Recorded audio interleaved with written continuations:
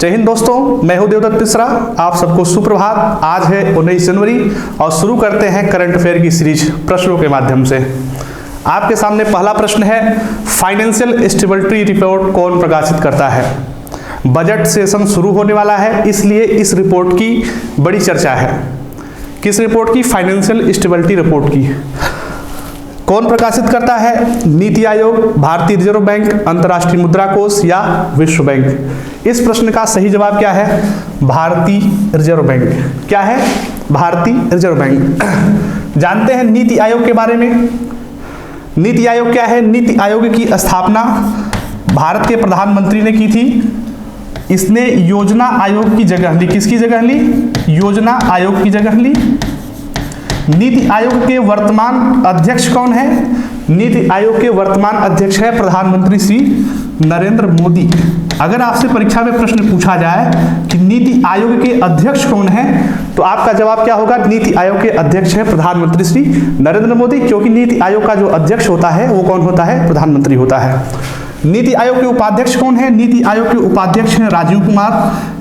इस प्रश्न को भी बहुत ध्यान से नोट कर लीजिए, परीक्षा में आने वाले प्रश्न हैं, लगातार आते हैं, कई परीक्षाओं में पूछे गए हैं और इस बात की पूरी संभावना है कि आने वाली परीक्षा में ये प्रश्न पूछा जा सकता है। नीति आयोग के वर्तमान उपाध्यक्ष कौन है? राजीव कुमार। नीति आयोग के सीईओ कहने का मतलब क्या हुआ? मुख्य कार्यकारी अधिकारी। नीति आयोग के मुख्य कार्यकारी अधिकारी हैं अमिताभ कांत। कौन है? अमिताभ कांत। नीति आयोग का पूरा नाम क्या है? National institute for transforming India. पूरा नाम क्या है? National institute for transforming India. दूसरा दिया है भारतीय रिजर्व बैंक के बारे में ऑप्शन में, जो इस प्रश्न का सही जवाब है। भारतीय रिजर्व बैंक की स्थापना सन 1935 में की गई थी। इसका मुख्यालय कहाँ है? इसका मुख्यालय है मुंबई में। कहाँ है मुख्यालय? मुंबई में। रिजर्व बैंक ऑफ इंडिया क्या करता है? फाइनेंशियल स्टेबिलिटी रिपोर्ट प्रकाशित करता है। इसके वर्तमान गवर्नर कौन है? इसके वर्तमान गवर्नर हैं शक्तिकांत दास। कौन है? शक्तिकांत दास। ठीक। नेक्स्ट प्रश्न है, नेक्स्ट ऑप्शन जो है वो है अंतर्राष्ट्रीय मुद्रा कोष। अंतर्राष्ट्रीय मुद्रा कोष को हम अंग्रेजी में IMF कहते हैं, इंटरनेशनल मॉनेटरी फंड। इसकी प्रेसिडेंट जो है, इसकी प्रेसिडेंट हैं क्रिस्टालिना जॉर्जिएवा।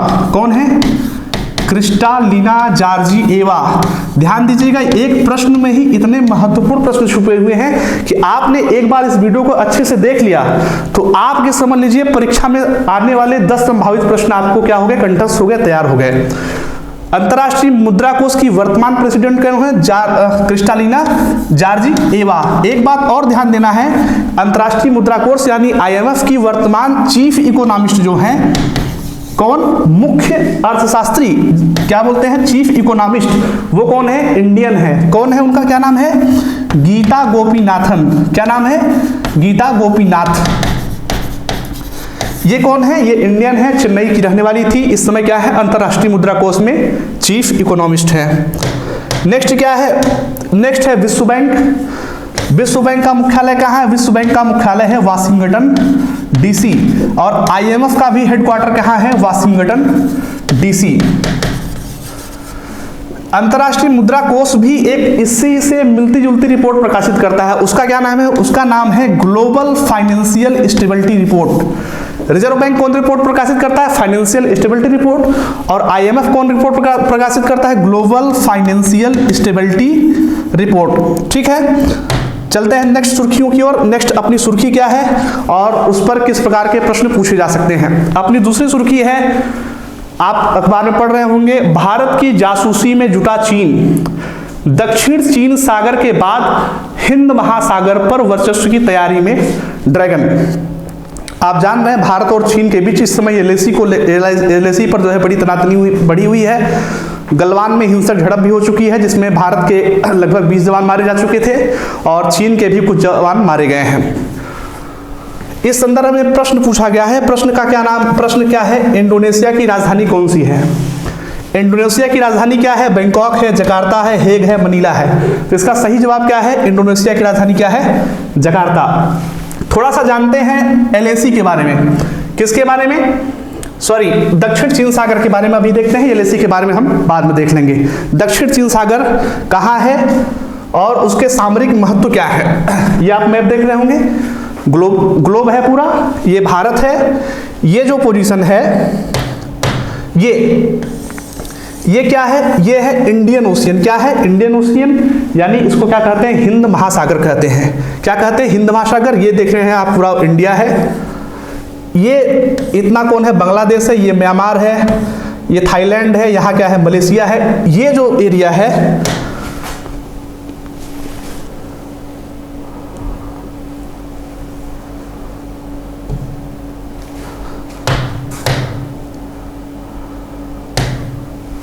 ये जो क्षेत्र है ये क्या है? दक्षिण चीन सागर है। यहाँ चीन की बहुत दबदबा है। चीन का दबदबा क्यों है? क्योंकि आप यहाँ देख रहे होंगे कि ये जो क्षेत्र है ये किसका है? चीन है। चीन एक शक्तिशाली राष्ट्र है, इसलिए इस जल क्षेत्र पर, इस पूरे जल क्षेत्र पर, जिसे हम साउथ चाइना सी कहते हैं, दक्षिण चीन सागर कहते हैं, इस क्षेत्र पर चीन का दबदबा बहुत बढ़ा हुआ है। और चीन जो है इस क्षेत्र से बढ़ करके धीरे धीरे ये जो अपना हिंद महासागर वाला क्षेत्र है, भारत के नजदीक वाला क्षेत्र है, इस पर भी अपनी मजबूती बढ़ाना चाहता है, ताकि भारत को वो कहीं ना कहीं नियंत्रित कर सके। दक्षिण चीन सागर से सटे हुए देश कौन कौन से हैं? तो दक्षिण चीन सागर से सटे हुए आप देखेंगे तो ये एक देश है, इसका नाम क्या है? फिलीपींस। फिलीपींस की राजधानी क्या है? मनीला है। अपना ये देश कौन सा है जिसको हमने पूछा था अभी प्रश्न में? इंडोनेशिया। इंडोनेशिया यहाँ से लेकर के यहाँ तक है, यहाँ से लेकर के पूरा यहाँ तक है। इंडोनेशिया की राजधानी कहाँ है? इंडोनेशिया की राजधानी है जकार्ता। और इंडोनेशिया दूसरी राजधानी अपना इस बेस पर बनाना चाहता है। ये कौन सा द्वीप है? इसको बोलते हैं बोर्नियो आइसलैंड, बोर्नियो द्वीप कहते हैं। वो जो है इंडोनेशिया अपनी राजधानी को जकार्ता से यहाँ ले जाना चाहता है, क्योंकि जकार्ता क्या हो रहा है? समुद्र के देख रहे होंगे बिल्कुल समीप है और धीरे धीरे समुद्र में डूबने वाला है। ठीक है, समुद्र का जलस्तर हर वर्ष बढ़ रहा है, आप जानते होंगे, ग्लेशियर्स ग्लोबल वार्मिंग की वजह से पिघल रहे हैं, इसलिए जकार्ता का जो क्षेत्र है वो प्रतिवर्ष कुछ न कुछ क्या हो रहा है? जलमग्न होता जा रहा है। ठीक है, इतना आपने समझा।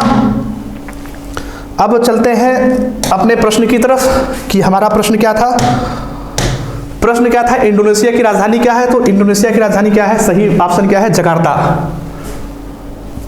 एलएसी के बारे में थोड़ा सा विवरण दिया है, तो एलएसी के बारे में विवरण को हम थोड़ा सा देख लेते हैं कि एलएसी क्या है। आप देखे होंगे कि भारत का जो मैप है वो ऐसे शुरू होता है, जिसको हम मुकुट जैसा देखते हैं। कैसा शुरू होता है? ये जो है भारत का मैप है, और हम लोग समझते ये हैं कि ये पूरा हिस्सा किसके पास है? भारत के पास है, लेकिन वास्तव में ऐसा है नहीं। भारत के पास जो भारत का प्रशासन चल रहा है, वास्तव में ये जो मैं मैप खींच रहा हूं, इतने ही क्षेत्रों पर भारत की पकड़ है। इतने ही क्षेत्रों पर क्या है? भारत की पकड़ है। शेष क्षेत्रों पर क्या है? इसको, इस इलाके को क्या हम बोलते हैं? पीओके बोलते हैं। पीओके का मतलब हो गया पाकिस्तान ऑक्युपाइड कश्मीर, यानी पाकिस्तान अधिकृत कश्मीर। इस क्षेत्र को कौन कब्जा किया हुआ है? पाकिस्तान कब्जा किया हुआ है। और 1962 के युद्ध के बाद से ये जो क्षेत्र है, इस पर कौन कब्जा किया हुआ है? ये क्षेत्र कब्जा किया हुआ है चीन। इधर की रेखा को क्या कहते हैं? इधर की रेखा को कहते हैं हम येलोसी। येलोसी का मतलब हो गया line of control. Line of control Bharat और पाकिस्तान की क्या है? नियंत्रण रेखा है। ठीक है, सीमा रेखा नहीं है, क्या है? नियंत्रण रेखा है, जहां दोनों देशों के सैनिक आपस में एक दूसरे के विरुद्ध जुटे हुए हैं। ठीक है, दूसरा, ये जो रेखा है, ये इसको हम क्या कहते हैं? इसको हम कहते हैं एलएसी। एलएसी का मतलब हो गया लाइन ऑफ एक्चुअल कंट्रोल। ये क्या है? भारत और चीन के बीच कह लीजिए वास्तविक पोजीशन है कि कहां तक भारत की सेना है और कहां तक चीन की सेना आमने सामने पड़ी हुई है। ठीक है, ये फिगर आप देख रहे होंगे, मिलिट्री का पूरा कन्वाय जो है लद्दाख की तरफ बढ़ रहा है। जब से चीन ने जो है लद्दाख पर अपना कदम रखा है, लद्दाख को कब्जाने की कोशिश कर रहा है। लद्दाख का मतलब क्या है? ये पूरा इलाका लद्दाख है। इसको जब से कब्जाने की कोशिश कर रहा है, भारत ने क्या किया? तुरंत तत्काल जो है अपनी फोर्सेस को भेजना शुरू कर दिया।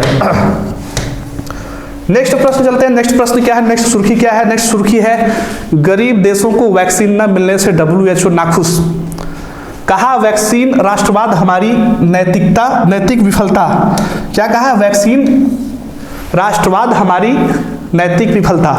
अब देखिए गरीब देश क्या है, आप जानते होंगे कि भारत में इस समय कोरोना यानी कोविड-19 की वैक्सीन लगातार लगाई जा रही हैं। ठीक है, 2 वैक्सीनों के प्रयोग की इजाजत मिली हुई है, आपने पिछला वीडियो देखा होगा। तो वो 2 वैक्सीन है, एक कोवैक्सीन जिसको भारत बायोटेक ने विकसित किया है, दूसरे का क्या नाम है कोविशील्ड, जिसे भारत में सीरम इंस्टीट्यूट ऑफ इंडिया बना रहा है। डेवलप किसने किया है? ऑक्सफोर्ड और एस्ट्राजेनेका ने मिलकर के किया है। अब वैक्सीन को डेवलप करने में जो है बहुत खर्च आता है। किसी भी वैक्सीन, अचानक कोई नया रोग निकला, उसके रिसर्च और डेवलपमेंट में बहुत खर्च आता है। इसलिए जो गरीब देश है, पहली बात तो इसमें इन्वेस्टमेंट ही नहीं कर पाते हैं, दूसरी बात वहाँ अच्छी कंपनियां नहीं हैं, इसलिए वैक्सीन जो है बन नहीं पाती, उसकी मैन्युफैक्चरिंग नहीं हो पाती। अब अपने यहाँ ही है, अपने यहाँ अगर कोवैक्सीन और कोविशील्ड अगर है तो सरकार ने इसकी एक डोज की कीमत लगभग क्या है 210-220 के आसपास है। कितनी है? एक व्यक्ति को लगाए जाने का खर्च कितना है? लगाए जाने का खर्च तो बहुत ढेर सारा शामिल है, लेकिन जो वैक्सीन है उसकी कीमत कितनी है? 210 से 220 रुपए के बीच में है। अब सोचिए जो गरीब अफ्रीकी देश हैं, युगांडा हुआ, ये सब देश हुए, इन सब देशों को कैसे मिल पाएगी? इसलिए WHO क्या है, वो नाखुश है, वो चाहता है कि वैक्सीन राष्ट्रवाद ना हो, कि जो देश वैक्सीन बनाए उसी को वैक्सीन मिले। वैक्सीन पर पूरी मानवता का हक होना चाहिए और गरीब अमीर इन सब की खाई छोड़ करके सबको क्या हो, वैक्सीन की उपलब्धता सबको मिले, वैक्सीन सबको जो है लगवाई जाए। WHO का मुख्यालय कहाँ है? WHO का मुख्यालय कहाँ है? जिनेवा। इस प्रश्न का सही जवाब क्या है? जिनेवा। WHO का मुख्यालय कहाँ है? जिनेवा। WHO का पूरा नाम क्या है? वर्ल्ड हेल्थ ऑर्गेनाइजेशन, यानी हिंदी में कहते हैं विश्व स्वास्थ्य संगठन। हिंदी में क्या कहते हैं? विश्व स्वास्थ्य संगठन। मुख्यालय कहाँ है? मुख्यालय है जिनेवा में। जिनेवा कहाँ है? स्विट्जरलैंड में। नेक्स्ट देखते हैं, नेक्स्ट समाचार में क्या है, नेक्स्ट आज की खबर क्या है।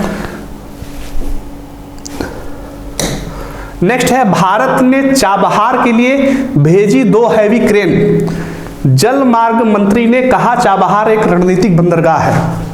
और प्रश्न क्या पूछा गया है? चाबहार बंदरगाह कहाँ है? ईरान, इराक, कतर या संयुक्त अरब अमीरात में। ठीक, इस प्रश्न का सही उत्तर क्या है? इस प्रश्न का सही उत्तर है कि चाबहार बंदर कहाँ है? ईरान में है। कहाँ है? ईरान में है। ये रणनीतिक रूप से भारत के लिए क्यों महत्वपूर्ण है, इसको हम दिखाते हैं कि चाबहार बंदर जो है भारत के लिए रणनीतिक रूप से क्यों महत्वपूर्ण है। आइए देखते हैं। ये अपना मैप है, ये नक्शा है अपना, आप देख रहे होंगे, ये इंडिया है, ठीक है, भारत है ये इंडियन ओशियन का मतलब ये हिंद महासागर है, ठीक है, ये पूरा सब क्या है? हिंद महासागर है। और ये जो क्षेत्र है,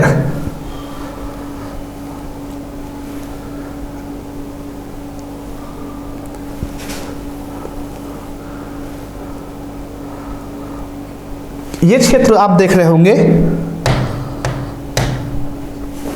ये क्षेत्र यहां तक क्या है? ये सब तो पाकिस्तान की सीमा है, यहां तक क्या है? पाकिस्तान का अपनी सीमा है। इसके बाद थोड़ी दूर के लिए क्या आ जाता है? अफगानिस्तान आ जाता है, फिर क्या आता है? ईरान की सीमा शुरू होती है।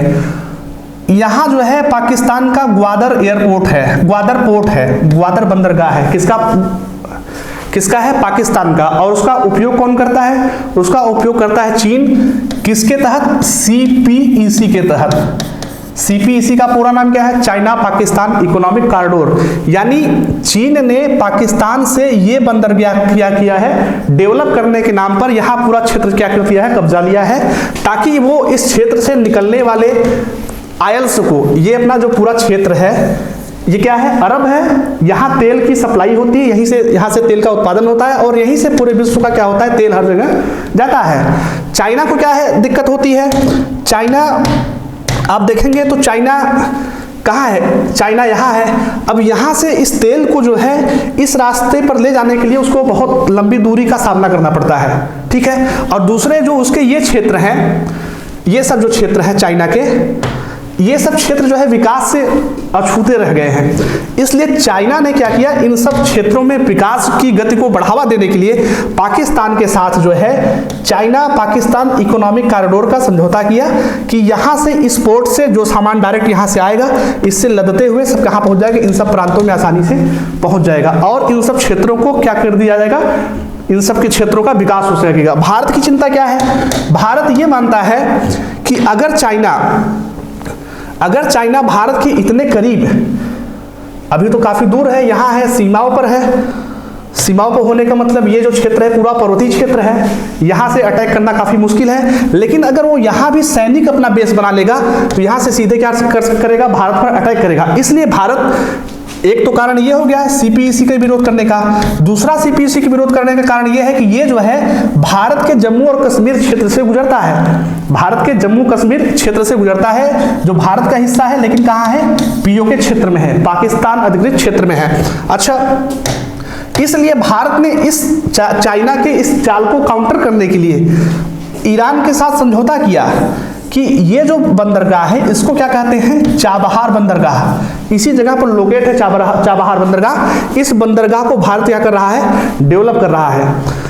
डेवलप करने के पीछे भारत का अपना कारण यह है कि भारत को अगर अफगानिस्तान जाना होता है अभी वर्तमान परिस्थिति में, तो आप देख रहे होंगे भारत के पास, ये भारत है, भारत के पास अफगानिस्तान जाने का क्या रास्ता है, एक रास्ता तो यह स्थल मार्ग से हम पाकिस्तान होते हुए कहाँ जाए, अफगानिस्तान जाए। लेकिन आप जानते हैं कि पाकिस्तान से हमारे संबंध क्या है, बहुत कटुतापूर्ण है। इसलिए मजबूरन भारत के लिए किसी न किसी वैकल्पिक मार्ग की तलाश करना अवश्य संभव ही था। तो भारत ने क्या किया, भारत ने ईरान के साथ मिलकर के इस पोर्ट को, चाबहार पोर्ट को डेवलप करना शुरू किया, ताकि जो है हम सेंट्रल एशियन कंट्रीज में हम क्या कर सके, हमारी पहुंच हो सके, हम पाकिस्तान को क्या कर सके, बायकाट कर सके, और पाकिस्तान को बायकाट करते हुए हम अफगानिस्तान, ताजिकिस्तान और ये इन सब क्षेत्रों में क्या हो सके, हम पहुंच सके। ठीक है,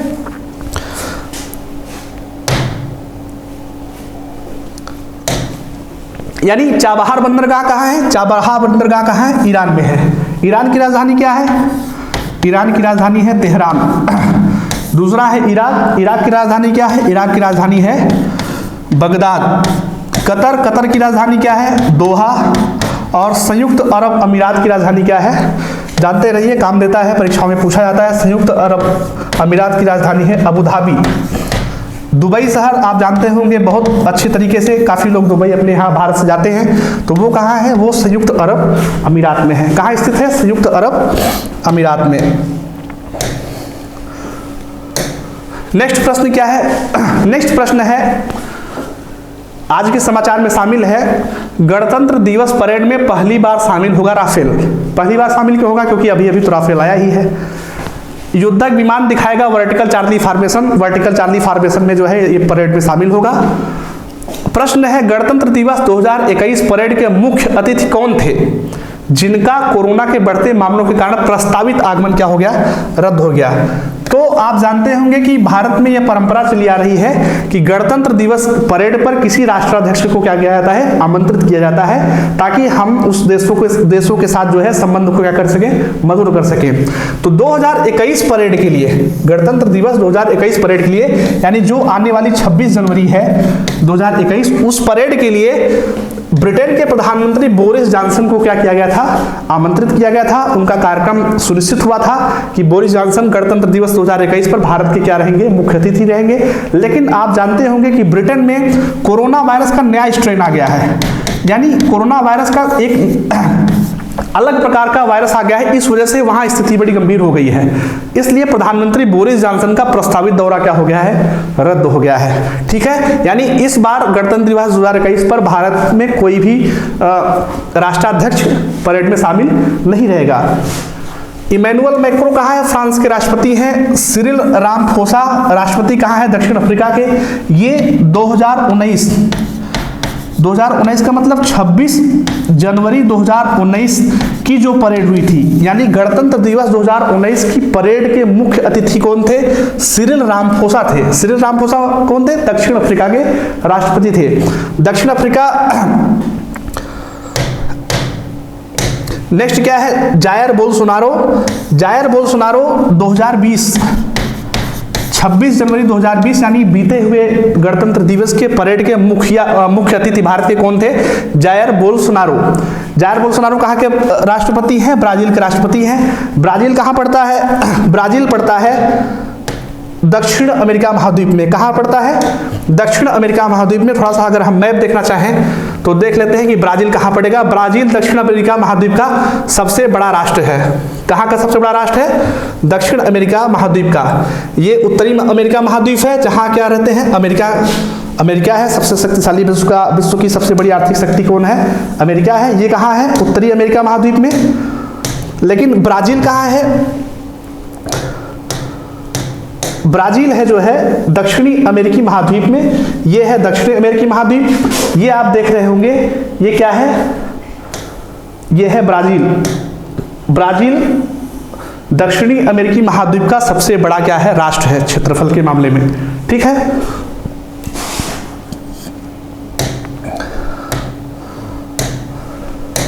चलते हैं अगले प्रश्न पर। अगला अपना प्रश्न क्या है? अगला प्रश्न यह है कि एनजीटी ने सीपीसीबी को ई कचरे का वैज्ञानिक तरीके से निपटारा सुनिश्चित करने का दिया निर्देश। यह आज का समाचार पत्र है। एनजीटी क्या है? एनजीटी का पूरा नाम है राष्ट्रीय नेशनल ग्रीन ट्रिब्यूनल यानी राष्ट्रीय हरित अधिकरण। इसकी स्थापना हुई थी 2010 में। कब हुई थी? 2010 में। एनजीटी एक्ट 2010 के तहत। किसके तहत? एनजीटी एक्ट 2010 के तहत। यानी इस प्रकार से देखा जाए तो एनजीटी क्या हो गई? एक सांविधिक निकाय हो गई। संवैधानिक नहीं, सांविधिक का मतलब ये हो गया कि ये जो है पार्लियामेंट के एक एक्ट द्वारा किस में आई है? अस्तित्व में आई है। ठीक है ना। एनजीटी के वर्तमान अध्यक्ष कौन है? एनजीटी के वर्तमान अध्यक्ष हैं जस्टिस आदर्श कुमार गोयल। एनजीटी के वर्तमान अध्यक्ष जस्टिस आदर्श कुमार गोयल हैं। Justice Markandey Katju Supreme Court के पूर्व जस्टिस रह चुके हैं और इस समय क्या है? भारतीय प्रेस परिषद के अध्यक्ष हैं। किसके अध्यक्ष हैं? भारतीय प्रेस परिषद के। जस्टिस शरद अरविंद बोबडे यानी SA बोबडे, ध्यान दीजिए, जस्टिस शरद अरविंद बोबडे इस समय भारत के सुप्रीम कोर्ट के चीफ जस्टिस हैं। यानी क्या है? CJI, chief justice of India. समझ गए? कौन है? Justice Sharad Arvind Bobde. Justice Govind Mathur, justice Govind Mathur इस समय इलाहाबाद हाई कोर्ट यानी इलाहाबाद उच्च न्यायालय के क्या है?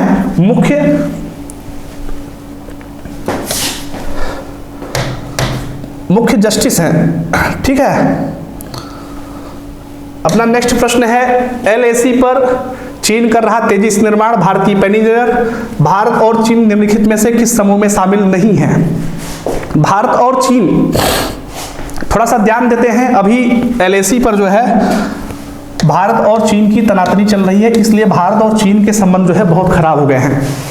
अगर इस एक साल के इतिहास को छोड़ दिया जाए, इस एक साल के परिदृश्य को छोड़ दिया जाए तो 1962 के बाद से, 1962 में चीन ने भारत पर आक्रमण किया था। 1962 के बाद से दोनों देशों के बीच संबंध बहुत अच्छे धीरे धीरे करके पटरी पर लौटा है और अब जो क्या थे? बहुत अच्छे हो गए थे। और चीन क्या हो गया था? भारत का सबसे बड़ा आर्थिक साझेदार बन गया था। ठीक है, यानी सबसे ज्यादा सामान अपने यहाँ कहाँ से आयात होता था? चाइना से आयात होता था। अब भारत और चीन आप जानते हैं कि जो विश्व वैश्विक पटल है, वैश्विक पटल में शुरू में अमेरिका यानी USA और रसिया, ये जो क्या होते थे? दो पोल्स हुआ करते थे, दो ध्रुव होते थे, दो मजबूत राष्ट्र हुआ करते थे जो विश्व में अपनी मनमानी किया करते थे। ठीक है, जिनको जो मन में आता था, USA को मन में आया तो वियतनाम पे अटैक कर दिया, USA को मन में आया तो कहीं किसी पे ईरान पे प्रतिबंध लगा दिया, साउथ क्या कहते हैं दक्षिण उत्तर कोरिया पर प्रतिबंध लगा दिया। अब धीरे धीरे क्या हुआ? रसिया होता गया कमजोर, रूस क्या होता गया? कमजोर। एक तो 1990 के आसपास, 1989 के आसपास जो USSR था, जो सोवियत संघ था, वो क्या हो गया? टूट गया। और रूस क्या हो गया? बहुत छोटा हो गया और रूस की शक्ति क्या हो गई? बहुत कमजोर हो गई। इसलिए धीरे धीरे चलते हुए इस समय जो है क्या हो गया? विश्व दो ध्रुवीय व्यवस्था से एक ध्रुवीय व्यवस्था में परिवर्तित हो गया। तो भारत और चीन ये मिल करके अमेरिका को काउंटर करने के लिए, किसको काउंटर करने के लिए? अमेरिका के महत्व को कम करने के लिए अलग अलग तरीके के समूहों में शामिल होते रहे। जैसे क्या, ब्रिक्स, एससीओ और G20 तो मान लीजिए एक बड़ा आर्थिक समूह है। ब्रिक्स और एससीओ में जो है क्या है, भारत और चीन सम्मिलित हैं। क्वाड एक ऐसा समूह है जिसमें भारत और चीन सम्मिलित नहीं है। भारत सम्मिलित है लेकिन चीन सम्मिलित नहीं है। एक एक समूह के बारे में थोड़ा सा विस्तार से जानते हैं। ब्रिक्स का पूरा नाम क्या है, BRICS। पहले क्या था, केवल ब्रिक था। Brick for, B for Brazil, R for रूस यानी रसिया, I फॉर इंडिया यानी भारत और C फॉर चाइना यानी चीन। इन चारों देशों का एक समूह बना था। किस लिए, आर्थिक क्षेत्र में अमेरिका पर निर्भरता कम करने के लिए। धीरे धीरे बाद में क्या हुआ, दक्षिण अफ्रीका यानी साउथ अफ्रीका भी इसमें सम्मिलित हो गया। तो इस समय ब्रिक्स में कितने देश हैं, ब्रिक्स में 5 देश शामिल हैं। कौन कौन, ब्राजील, रूस, भारत, चीन और दक्षिण अफ्रीका। ठीक है। दूसरा जो समूह है, दूसरा समूह क्या है, SCO। SCO का पूरा नाम क्या है, SCO का पूरा नाम है संघाई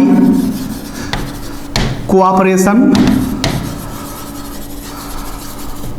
ऑर्गेनाइजेशन, यानी हिंदी में से क्या कहते हैं, हिंदी में कहते हैं संघाई सहयोग संगठन। क्या कहते हैं, संघाई सहयोग संगठन। इसमें कौन कौन से राष्ट्र शामिल हैं, SCO में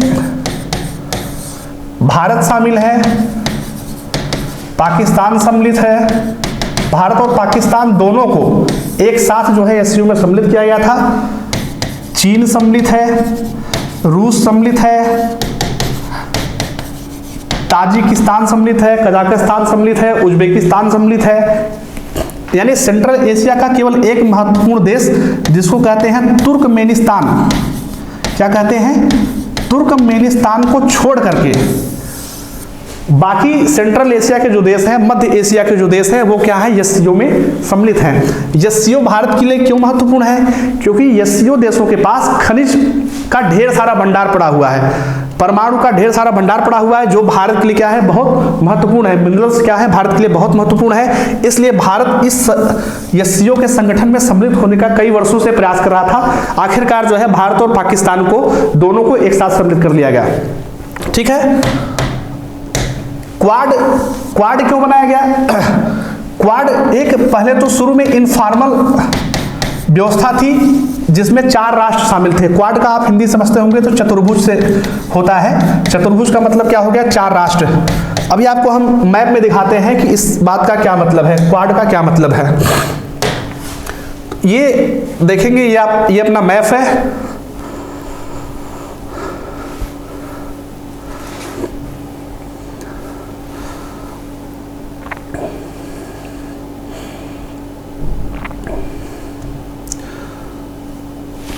ये मैप है, आपको समझ में आया।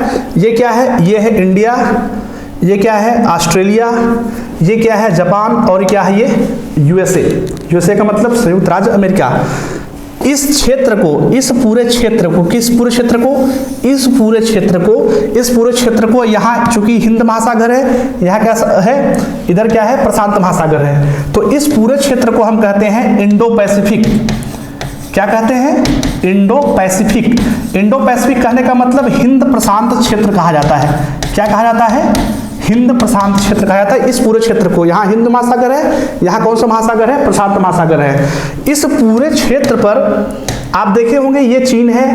इस पूरे क्षेत्र पर चीन की पकड़ को कमजोर करने के लिए, इंडो पैसिफिक पर चीन के प्रभाव को कम करने के लिए 4 राष्ट्रों का समूह, कौन कौन, भारत, जापान, यूएसए और ऑस्ट्रेलिया। इस प्रकार से देखेंगे तो आप चतुर्भुज बन जाता है। क्या बन जाता है, चतुर्भुज बन जाता है।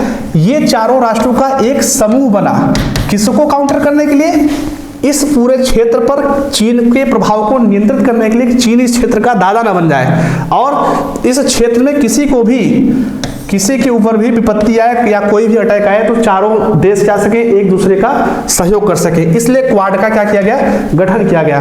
क्वाड में कौन कौन से देश शामिल हैं, क्वाड में शामिल है यूएसए का मतलब संयुक्त राज्य अमेरिका, जापान, ऑस्ट्रेलिया और इंडिया, इंडिया का मतलब भारत।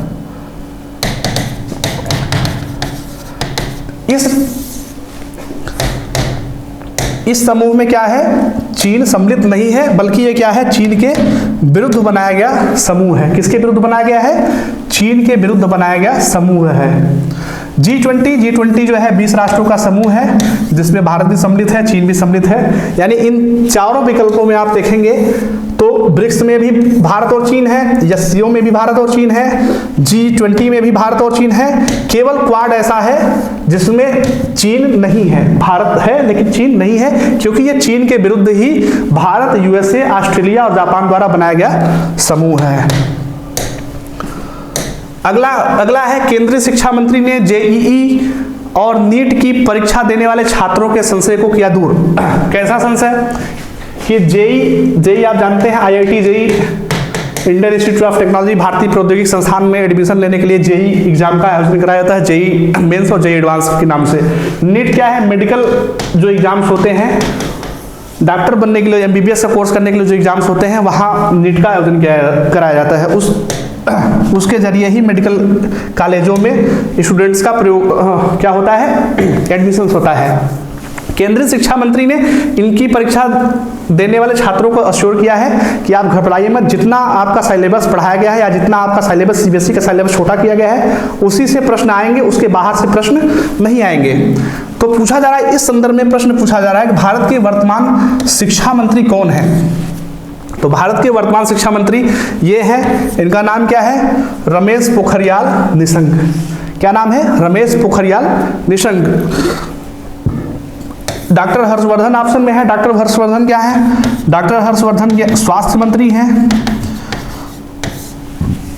स्वास्थ्य मंत्री हैं। इनके पास स्वास्थ्य मंत्रालय है, पृथ्वी विज्ञान मंत्रालय है, यानी ये पृथ्वी विज्ञान मंत्री भी हैं। नरेंद्र सिंह तोमर क्या है, नरेंद्र सिंह तोमर जो है कृषि मंत्री हैं। इनका भी नाम बहुत महत्वपूर्ण है, आप ध्यान दीजिएगा। इस समय किसानों के बीच सिंघू बॉर्डर पर जो है किसान जो धरना दे रहे हैं नए कृषि कानूनों के विरुद्ध, तो ये नाम जो है कृषि मंत्री का नाम बहुत महत्वपूर्ण हो जाता है परीक्षा के दृष्टिकोण से। ये पूछा जा सकता है कि भारत के वर्तमान